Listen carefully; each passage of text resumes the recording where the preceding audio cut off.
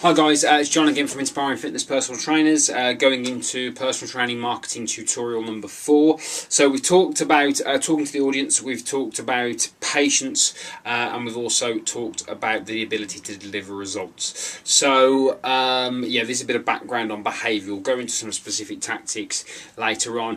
One thing I just want to mention on the 4th tutorial, guys, is the ability to handle rejection.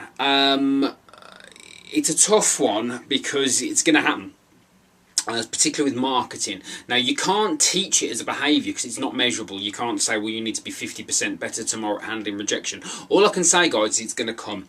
You're going to get people who aren't going to want to use you. You're going to get people who aren't going to want to put your stuff up in their shops. You're going to get people that aren't going to want to have your sales letters posted through the door. They're going to be people that aren't going to like your page on Facebook. It's going to happen to you. No matter how good you are as a personal trainer, this is a classic phrase of mine, no matter how good you are, people are people. Things change, finances, circumstances. You're always not going to, well, you're not going to please everybody, particularly from marketing. I had an incident very recently when I had a guy talk. I asked him a question about possibly looking at linking up to get some like a mutual relationship going on.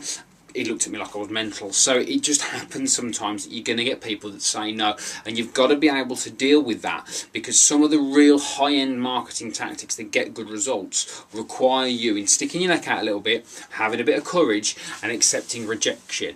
It's nothing that we can teach you. I can't teach you a method for handling rejection, but what I can teach you is to say this: if you get rejected, you know further forward. So you've actually not achieved anything, or you've not lost anything. You know further forward from where you are.